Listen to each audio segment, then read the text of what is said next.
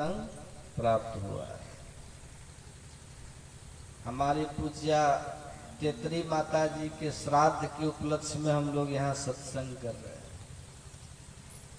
देखिए सत्संग दो तरह से होता है। गुरु महाराज जी कहते हैं नित्य सत्संगति करो बनाई, अंतर बाहर द्वे विधि भाई, धर्म कथा बाहर सत्संगा, अंतर सत्संग ध्यान अभंगा। हमारे सतगुरु महाराज जी कहते हैं दो प्रकार के सत्संग होते हैं, एक बाहरी सत्संग, दूसरा आंतरिक सत्संग। बाहरी सत्संग जिसमें हम आप लोग अभी बैठे हुए, ये बाहरी सत्संग। यहाँ कोई कहने वाले हैं, कोई सुनने वाले हैं, जहाँ पर धर्म की कथा होती है, हरि की चर्चा होती है। कोई कह रहे हैं, कोई सुन रहे हैं। जैसे यहाँ पर हम कह रहे हैं, आप लोग सुन रहे हैं, तो ये बाहरी सत्संग। आंतरिक सत्संग क्या है? कोई गुरु से जुक्ति जानकर, ध्यान की विधि जानकर, भक्ति की विधि जानकर ध्यान करते हैं, भक्ति करते हैं, तो ये आंतरिक सत्संग। हमारे सतगुरु महाराज जी दोनों सत्संग की महिमा अलग अलग बताए। हमारे सतगुरु महाराज जी ने कहा बाहरी सत्संग करने से जीवात्मा को परमात्मा का परोक्ष ज्ञान होता है, मतलब सुनी सुनाई ज्ञान होता है। ईश्वर परमात्मा के संबंध में सुन करके बौद्धिक ज्ञान प्राप्त करता है बाहरी सत्संग से। इससे क्या होता है? तो जो बाहरी सत्संग करने वाला जीव होता है, ईश्वर परमात्मा का परोक्ष ज्ञान प्राप्त करने वाला जो जीव होता है, ईश्वर परमात्मा का बौद्धिक ज्ञान प्राप्त करने वाला जो जीव होता है, जब ये मनुष्य शरीर का परित्याग करता है तो दोबारा फिर इसको मनुष्य का ही शरीर मिलता है। ये मनुष्य शरीर से नीचे नहीं गिरता बाहरी सत्संग करने वाला। उपनिषदकार ने कहा, केनोपनिषद में मंत्र आया है, केनोपनिषद के ऋषि क्या कहते हैं? यही चेद वेदी दत सत्यमस्ति, नो चेदि हावेदीन महति विनष्टि, भूतेषु भूतेषु विचित्य धीराः, प्रत्यास्मा लोकाद मृता भवन्ति। ऋषि कहते हैं इस जन्म में, अर्थात मनुष्य जन्म में ब्रह्म को जान लिया, ईश्वर परमात्मा को जो जान लिया, तब तो ठीक ठाक है, कोई हानि नहीं होगी। अगर इस जन्म में, मनुष्य जन्म में ब्रह्म को नहीं जाना, परमात्मा को नहीं जाना, ईश्वर को नहीं जाना, तब क्या होगा? बहुत बड़ी भारी हानि हो जाएगी। हानि होगी क्या? हानि यही होगी कि दोबारा फिर मनुष्य का शरीर नहीं मिलेगा, 84 लाख योनियों में चले जाएंगे। जैसा कि संत कबीर साहब ने कहा, 184 भ्रम के पौ पर अटके आए, अब की पासा ना पड़ा तो फिर 84 जाए। अगर मनुष्य शरीर में आकर के ब्रह्म को नहीं जाने, परमात्मा को नहीं जाने, ईश्वर को नहीं जाने, शरीर छूट गया, फिर 84 लाख योनि में चले जाए, आवागमन के चक्र में पड़े रहेंगे, अनेक प्रकार के दुखों को भोगते रहेंगे। दोबारा मनुष्य का शरीर जल्दी नहीं मिलेगा। हाँ मिलेगा, आपको 2.25 अरब वर्षों तक इंतजार करनी पड़ेगी। 2.25 अरब वर्षों के बाद ही आपको फिर दोबारा मनुष्य का शरीर मिलेगा। तब तक बीच में पशु पक्षी कीड़े मकोड़े के शरीर में, वृक्ष पहाड़ के शरीर में जाते रहेंगे, अनेक प्रकार के दुखों को भोगते रहेंगे। यहाँ जो ऋषि बोल रहे हैं, इस जन्म में ब्रह्म को जान लिया तो ठीक है, नहीं जाना तो बहुत बड़ी भारी हानि है। ये कौन सा जानना है? यही परोक्ष रूप में जानना है बौद्धिक रूप में जानना है, सत्संग में आकर के सुन करके जानना। कितने लोग धर्म कर्म तो खूब पढ़ करके भी जानते हैं, वेद का अध्ययन करते हैं, उपनिषद गीता रामायण का अध्ययन करते हैं, ईश्वर परमात्मा का ज्ञान प्राप्त करते हैं। ईश्वर परमात्मा ऐसा होता है, बौद्धिक रूप से जान लेते हैं। ऐसे जीव के लिए भी मनुष्य का शरीर सुरक्षित हो जाता है। लेकिन वेद उपनिषद गीता रामायण को सब पढ़े, सबके बख्श की बात ये नहीं है, सब नहीं पढ़ सकते वेद उपनिषद। लेकिन सत्संग तो सभी लोग सुन सकते हैं, कर सकते हैं। सत्संग तो सभी लोग कर सकते हैं, पढ़े लिखे लोग भी कर सकते हैं, अनपढ़ कर सकते हैं। अब वेद उपनिषद गीता रामायण को पढ़े लिखे लोग भी बढ़िया से नहीं पढ़ पाते हैं, है ना, नहीं पढ़ पाते हैं। हाँ, संस्कृत के माध्यम से अगर कोई पढ़े हो तो वेद उपनिषद गीता रामायण का अध्ययन सही ढंग से वो कर लेंगे। लेकिन प्रायः संस्कृत का ज्ञान तो लोगों को होता नहीं, क्योंकि ये सारे ग्रंथ लगभग संस्कृत में है। जब तक संस्कृत का अध्ययन नहीं होगा तब तक वेद उपनिषद गीता रामायण में प्रवेश करना बहुत मुश्किल है, उसको समझना बहुत मुश्किल है। पढ़े लिखे लोग भी उसको नहीं पढ़ पाते, बढ़िया से नहीं समझ पाते बढ़िया से। अनपढ़ लोग की तो बात ही छोड़ दीजिए। लेकिन सत्संग में पढ़े लिखे लोग भी आ सकते हैं, अनपढ़ भी आ सकते हैं। पढ़े लिखे लोग को भी परमात्मा का परोक्ष ज्ञान, बौद्धिक ज्ञान होगा, और जो अनपढ़ है उनको भी ज्ञान होगा। पर याद रखिएगा, ये ज्ञान परमात्मा का परोक्ष ज्ञान, बौद्धिक ज्ञान जीव को मनुष्य शरीर से नीचे गिरने नहीं देता है। ये बाह्य सत्संग की विशेषता है, ये बाहरी सत्संग की विशेषता है, जिस सत्संग में हम आप अभी बैठे हुए। इसलिए सदगुरु महाराज जी ने कहने की कृपा की है, जो जब से सत्संग करना प्रारंभ किया और मरते दम तक सत्संग करता रह गया, अगर उनका शरीर छूटेगा, दोबारा उनको वो शरीर मिलेगा तो मनुष्य का शरीर होगा और कोई दूसरा शरीर नहीं होगा। गुरु महाराज जी का वचन, हमारे गुरु महाराज जी कहते हैं।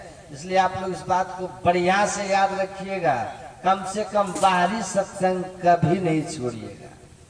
सत्संग मंदिर के घर में बगल है तो सत्संग मंदिर में जाके सत्संग कीजिए।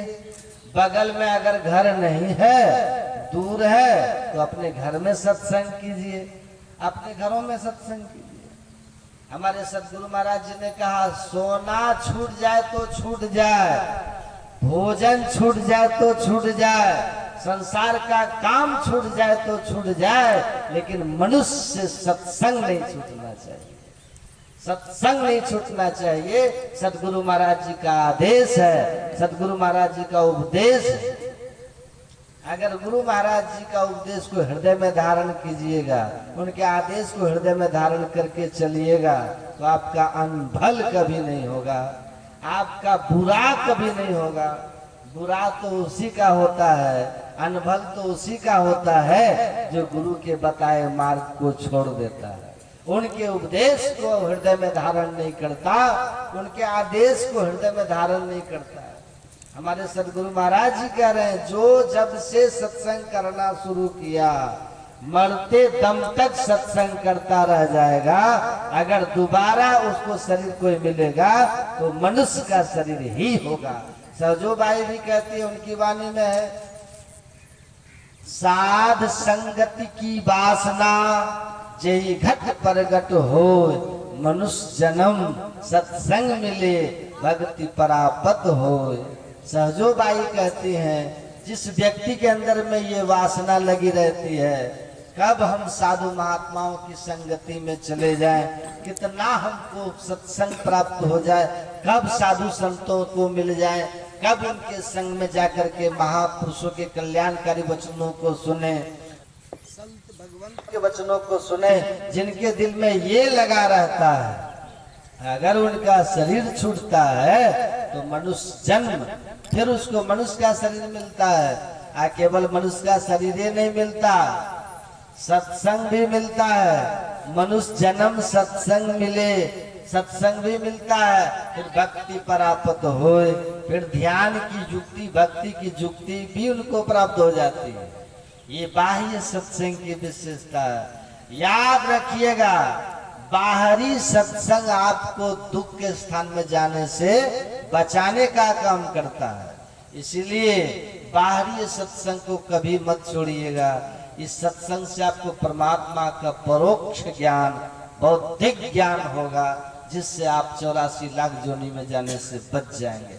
और क्या, गोस्वामी तुलसीदास जी महाराज ने कहने की कृपा की है, जो बाह्य सत्संग को आदर के साथ सेवन करता है, सम्मान के साथ सेवन करता है, तो उनके क्लेशों का भी नाश होता है, उनके दुखों का भी नाश होता है। गोस्वामी तुलसीदास जी महाराज ने कहा, बाहरी सत्संग सबको सब दिन सब देशों में आसानी से प्राप्त हो जाता है।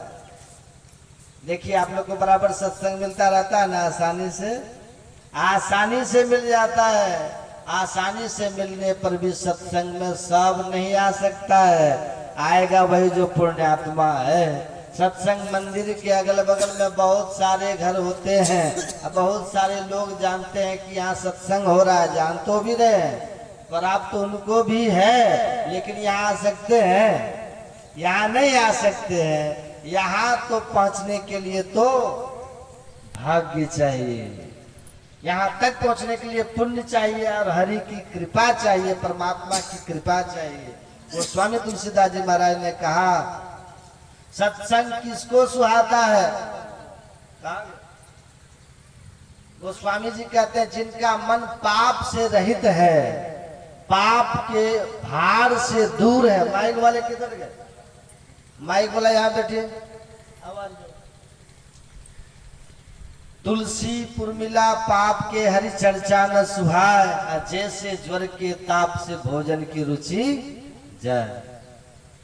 जब किसी को बुखार लगता है, भोजन में रुचि आती है, उसी प्रकार से जिसके मन में पाप का बुखार है, वो स्वामी तुलसीदास जी कहते हैं, उनको सत्संग में रुचि नहीं आती है, हरि चर्चा में रुचि नहीं आती है। सब यहाँ सत्संग में नहीं आ सकते हैं, सब नहीं। जिनके पास में पुण्य की पूंजी है, जिनके ऊपर हरि की कृपा होती है, परमात्मा की कृपा हुई है, जो भाग्यशाली है, वही सत्संग में उपस्थित होकर अपने कल्याण की बातों को सुन सकता है। सुलभ तो सबके लिए है, लेकिन पुण्यात्मा भाग्य ले सकते हैं, पापात्मा भाग नहीं ले सकते हैं, उनके लिए दुर्लभ है, दुर्लभ है। सत्संगति दुर्लभ संसारा, अनिमिष दंड भरी एक बार। ऐसे प्राणी के लिए, पापी के लिए बहुत दुर्लभ है, ये बहुत कठिन है। संत सुंदरदास जी महाराज ने तो कहा, पापी को सब कुछ मिल सकता, लेकिन सत्संग नहीं मिल सकता है। पात तात मिले, पुनिमात मिले, सुतभ्रात मिले, युवती सुखदाई, राज मिले, गजबाज मिले, सब साज मिले, मनवांछित पाई, लोक मिले, सुरलोक मिले, विधि लोक मिले, बैकुंठ हो जाई, सुंदर और मिले सब ही सुख, लेकिन संत समागम दुर्लभ भाई। पापी के लिए बहुत दुर्लभ है, पुण्यात्मा के लिए सुलभ है, पुण्यात्मा के लिए सत्संग सुलभ है। सज्जनों, कहा जाता है, मिलता तो पापी को भी है सत्संग, लेकिन पापी इसका सेवन नहीं कर सकता, यहाँ तक आ नहीं सकता, यहाँ तक पहुँच नहीं सकता है, इसका लाभ वो नहीं उठा सकता है, इसका लाभ नहीं उठा सकता है। दाद छुहारा छाड़ी के, विष कीड़ा विष खाद, अवधो मन माने की बात। मछली को आप निकाल करके घी में डाल दीजिए कि मछली को पानी में क्या रखना है, चलो घी बड़ा महंगा है उसमें मछली को रखें, तो वो मछली उसमें सांस ले सकेगी? मर जाएगी, है ना? क्यों? कि उसको पानी ही सूटेबल होता है। उसी तरह सत्संग में आकर सत्संग के ज्ञान को सुनने में रुचि हो जाए, याद रखिए, ये बहुत जन्म जन्मांतर के संस्कार से होता है।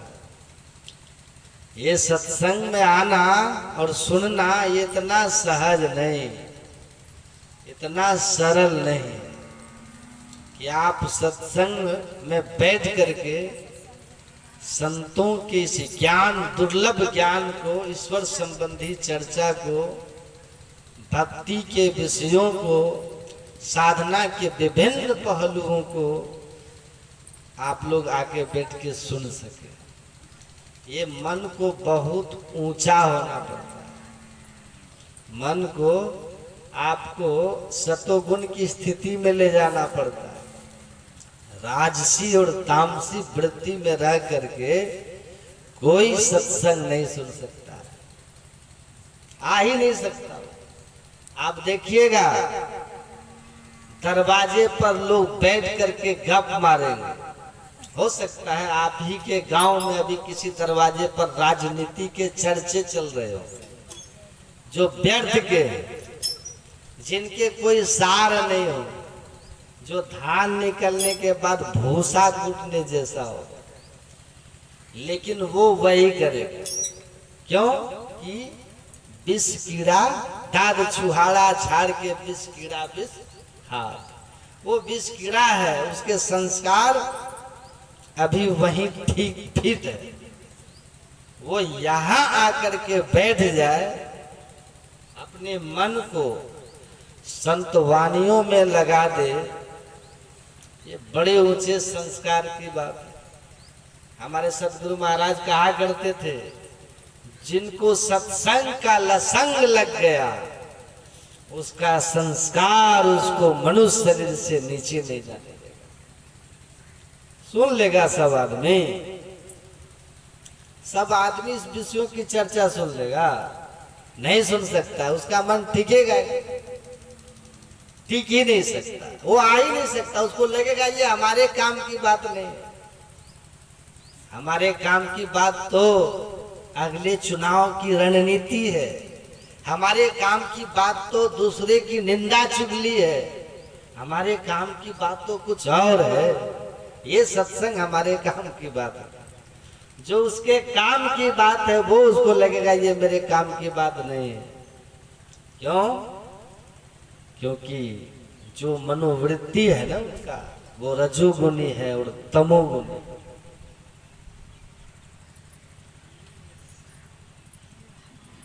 आपको बहुत लोग मिलेंगे जो आपको कहेंगे कि हो क्या है सत्संग, बेकार की चीज है। तो मैं कहता हूं ठीक कर, आप ठीक कर रहे हैं। आप जहां है ना, आपके जो संस्कार हैं वहां ये बेकार ही लगेगा। आपके जो संस्कार हैं तमोगुणी रजोगुणी, उसके लिए तो ये सत्संग बेकार है ना। अब हम टोकरी में हीरा लेके कहें कि ले लो रे कोई, हीरे मोती संत लुटावे गली गली, तो संत तो हीरे मोती गली गली लुटा रहे, लेकिन संस्कारों की पूंजी ही नहीं है जेब में, तो खरीद कैसे लोगे? तो आपको तो बेकार ही लगेगा। आप तो बात करोगे महाराज मछली उछली है तो चर्चा करो, है? क्योंकि हमारे पास तो उतना ही पैसा गांठ में है, पूंजी। तो ऐसे नहीं कहा, पुंज बिनु मिले ही न संस्कार। पुण्यों की पूंजी जब जमा होती है, संस्कार बनता है, तब जाकर के सत्संग में मन लगता है। ऐसा नहीं है, ऐसे नहीं कह दिए संत कपिल मुनि। अपनी माँ देवहूति को कहते हैं, माँ ये सत्संग और संतों के संग के प्रति जो प्रेम उपजता है, सदग्रंथों के ज्ञान, ईश्वर के ज्ञान में जो हमारा प्रेम, हमारा मन रमता है, ये इतना सहज नहीं है माँ। प्रसंग मजरंग पासंग आत्महन कव्यो विदुहु, सौ एव साध सुकृतो मोक्ष द्वारम अपावृतो। हे माँ, संत कपिल मुनि कहते हैं, जब किसी के हृदय में संत महात्माओं के प्रति, उनके ज्ञान के प्रति प्रेम बढ़ता है, तो समझो कि उसके लिए मोक्ष का द्वार अब खुलने ही वाला है। मोक्ष का द्वार अब खुलने वाला है।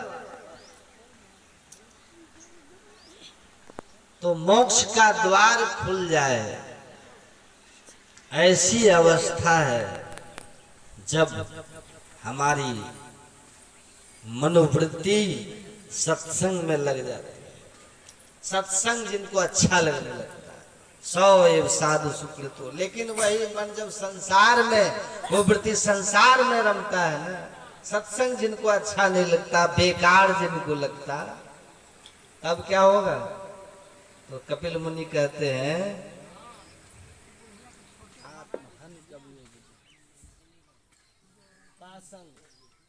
वो और हमारे ऊपर बंधनों को मजबूत कर, माइक बंधनों को और मजबूत कर देते। जल्दी करो।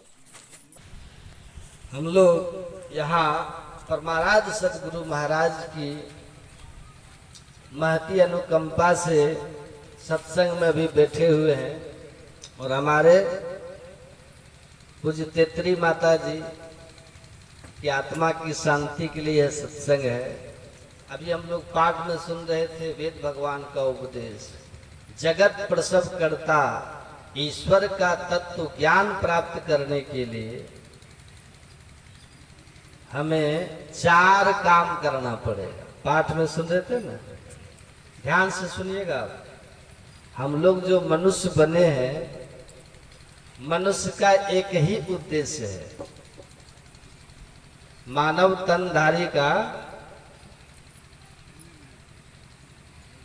सबसे महत्वपूर्ण उद्देश्य क्या है?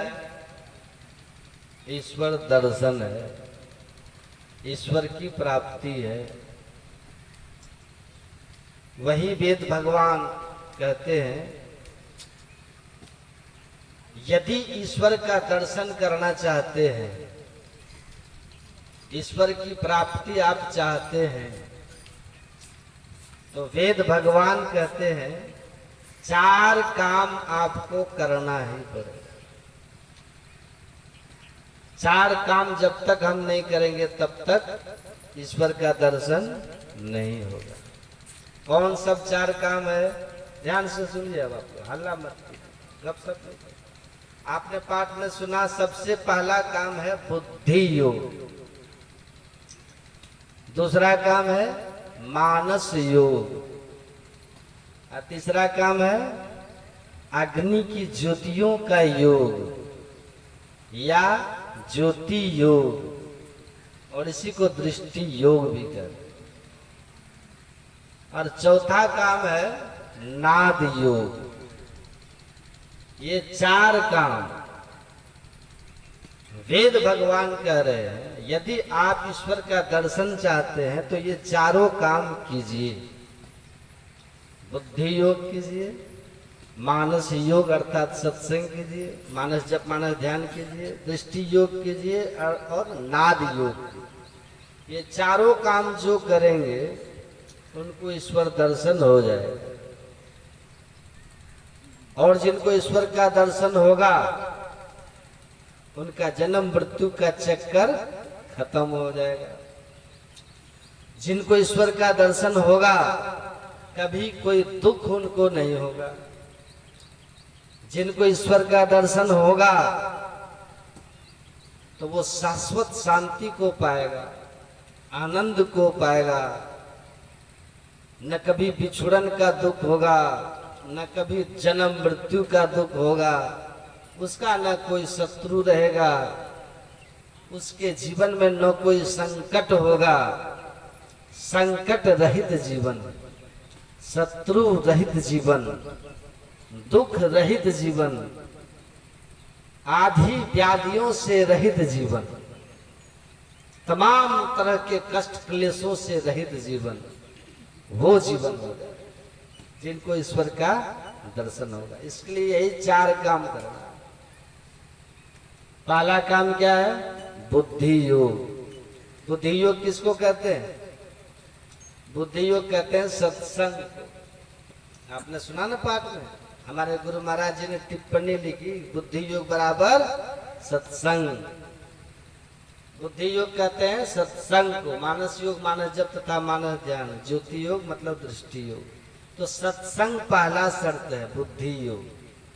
सबसे पहला जो काम है हम लोग को करना ईश्वर दर्शन के लिए, ईश्वर प्राप्ति के लिए, वेद भगवान कहते हैं वो सत्संग है। सत्संग नहीं करेंगे ना तो ईश्वर का दर्शन नहीं होगा।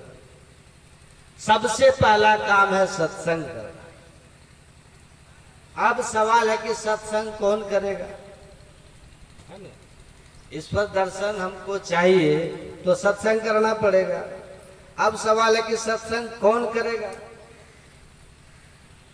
सत्संग वही करते हैं जो बहुत पुण्यात्मा हो। हमारे सतगुरु महाराज जी कहते हैं, उनके प्रवचन में आप पढ़िएगा, हमारे गुरु महाराज जी कहते थे, जिसका मन सत्संग में जाने से कतरावे तो समझ लीजिए उसका पाप प्रबल हो रहा है। जिसके मन में पाप रहता है ना, जिसके जीवन में पाप रहता है, उसका मन सत्संग में नहीं आना चाहता। वो सत्संग के बगल से गुजर जाएंगे, सत्संग के नाम पर और दूर चले जाएंगे और दूसरों को भी रोकेंगे कि सत्संग में मत जाइए। न खुद जाएंगे और न दूसरों को जाने देंगे। यही पाप की प्रबलता है। तो हमारे सतगुरु महाराज जी कहते हैं, जिनका मन सत्संग में जाने से कतरावे, जिनका मन सत्संग में जाने के लिए कोई न कोई बहाना बना करके नहीं आने का प्रयास करे, नहीं आए, तो समझ लीजिए उसका पाप प्रबल हो रहा। आज जिसके मन में ये लगा हो कि कब जाए कब जाए, सत्संग का नाम सुनते ही जिनके भीतर एक बेचैनी हो जाए, सत्संग में कब जाए, कितनी जल्दी हम पहुंच जाएं, जिनको सत्संग के लिए बेचैनी हो जाए, जिनके भीतर सत्संग के लिए तड़प हो कि शीघ्र हम सत्संग में पहुंच जाए, जल्दी हम सत्संग में जाएं, तो समझ लीजिए उनका पुण्य प्रबल हो रहा है। और जो सत्संग में आकर के बैठ जाए, सत्संग में आवे और आकर के बैठ जाए, अब बैठ करके सुनने लग जाए, तो समझिए उनके भाग्यों का उदय हो गया। जब तक भाग्यों का उदय नहीं होगा ना, तब तक सत्संग में वो आएगा। जब तक पुण्य हमारा पूंजीभूत नहीं होगा ना, जब तक पुण्य की प्रबलता नहीं होगी, जब तक पुण्य की पूंजी हमारे पास नहीं होगी, तब तक हम सत्संग में आएंगे। सत्संग में आए, समय निकाले, सत्संग में आ गए,